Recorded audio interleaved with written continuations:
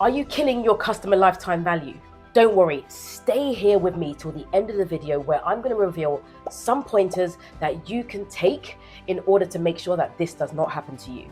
Hi, I'm Hannah Ajikawo, and I like to talk about go-to-market stuff. I love to break down complex ideas into digestible chunks that allow you to take action on them immediately.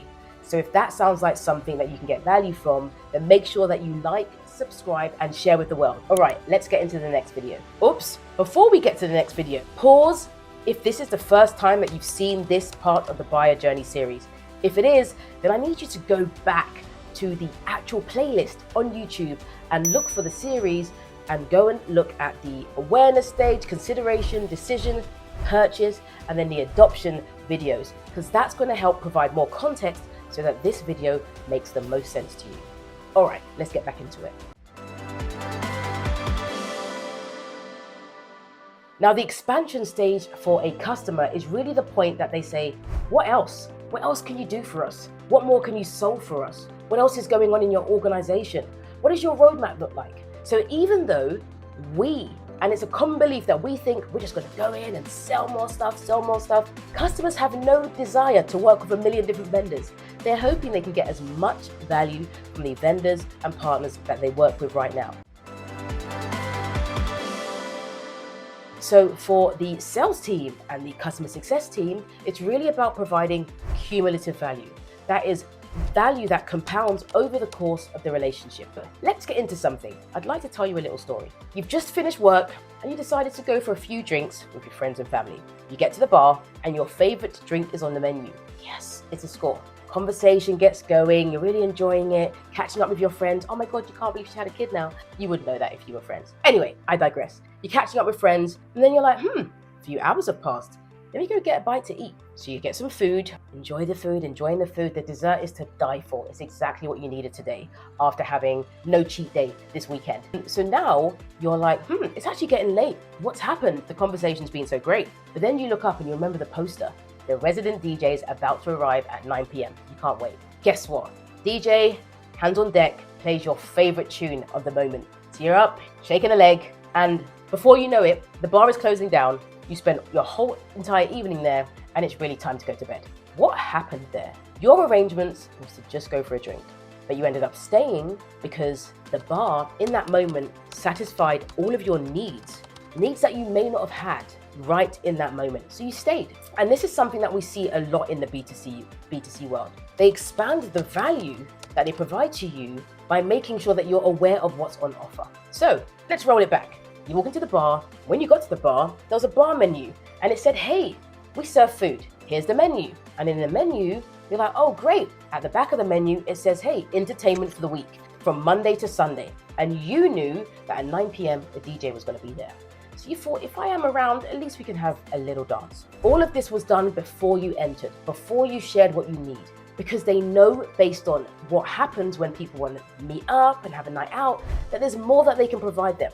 So rather than leaving the bar, keep you in a space, develop the relationship with you, ensure that they're providing a good service with good drinks, good food, good dessert, and then a DJ to top off the night.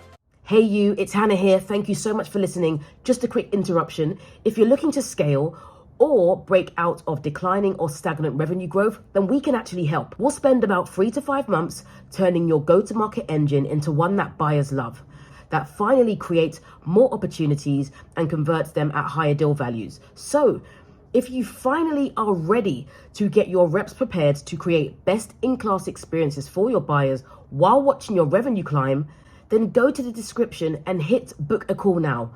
Looking forward to having a chat with you. Okay, back to the episode. So what can we learn from here? Quite a lot. So the expansion stage for us, as I mentioned, is about providing cumulative value, one where we add more and more value inside the course of the relationship. And there's different ways that we can do this when it comes to working with our customers. So first things first, we can simply sell more of what we've already sold. They bought one tool, they could probably do with some more across different departments. So guess what we do? We do that. We sell them more. The next thing is we can increase the frequency that they buy from us. So with some platforms and tools and solutions, people may buy it 2 or 3 times a year. Hey, how about we make it that we can provide that 5 or 6 times a year and create a narrative around that? The other thing is just compounding the products and services. So as an example, you may have a marketing tool or a marketing platform. It's like a CMS, and you can kind of help create really flashy emails. And that's great, but it's a bit manual. But guess what? The next thing you can provide is the AI email writer. Write all of your emails really quickly using all of the latest large language models. So then you've got that. Then the next thing is something else. It's starting to sound a bit like HubSpot, but there are other CRMs available. All right, so those are the 3 different ways, but it doesn't just get granted to you. Because remember, your customer is thinking, what else can we do with this organization? But they're only going to think that if we do 1 or 2 or actually 3 of these things. The first thing is educate. We need to educate our customers consistently on what it is we do. What is our vision? How are we mapping our business to that vision? How do our products and solutions come to life inside their organization that allows them to continue to get value from us?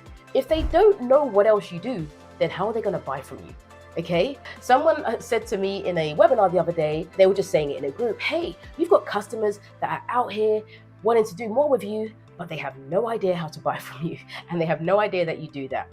I always say the worst thing that a rep can experience is getting a call from a customer after you've introduced something to them, and they say, I bought that from somewhere else. I didn't know that you did that. That's the worst thing, all right? The next thing that we have to do, and this is in no particular order, is we have to deliver on our initial promise to provide value.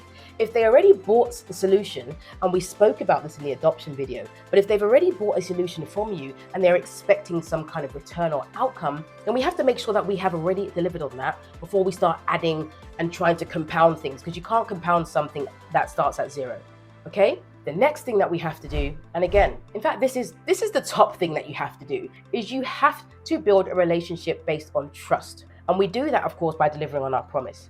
But if we establish a relationship that's built on trust, then you're going to get customers that are coming to you to say, what else can I do? This is what we've experienced so far. There's still some gaps, but I want to do more. I want to close the gaps. I want to add more value to my organization. Turn me into the superhero that you promised to turn me into. So it's really key that we make sure that we're doing these things. And then what wraps around all of this thing is mapping out the journey. Just like in the bar, make sure that when your customers are interacting with you, they know exactly what their journey with you looks like. Let me let you into a little secret, something that one of the clients did that we were working with. Not completely our idea, so I'm not going to say that, but I really think it was clever. They looked at the data of what people were creating and putting into their platform. And guess what they did? They simply created their own version and provided it for free. Not only did that save clients time, the time they usually take to create that, but it also allowed them to provide value and extend the runway that they typically have with a customer from 18 months, because people, it's a weird kind of platform that they have, from 18 months to 3 years, because people would stay longer because they were getting more value.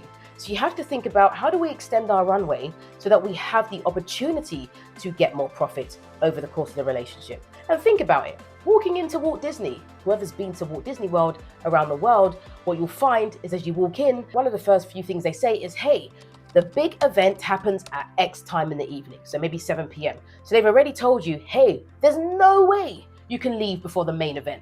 And guess what? It's right down there. And there are shops on each side of the Disney roads where you can get your accessories, your snacks, your costumes, and everything else to allow you to immerse yourself in the experience. So they know that that ticket invites them to create a longer runway where they can increase the customer lifetime value inside the 1 or 2 hours, or sorry, more like 5 or 7 hours that someone is inside the park. They know how to navigate that journey with you. Okay, so we covered a lot, but the expansion stage is not just about you. Your customer is expecting you to provide more value. Are you killing customer lifetime value? Maybe, if you're not establishing trust, delivering on your promise, mapping out what the relationship looks like to you, and continuously educating your customers on what it is that you do, your vision, and how you map your products and services to their organization to continue to provide value. All right? Okay, that's it. All right, so I look forward to seeing you in the next video where we're going to talk about the renewal stage of the customer journey. See you there.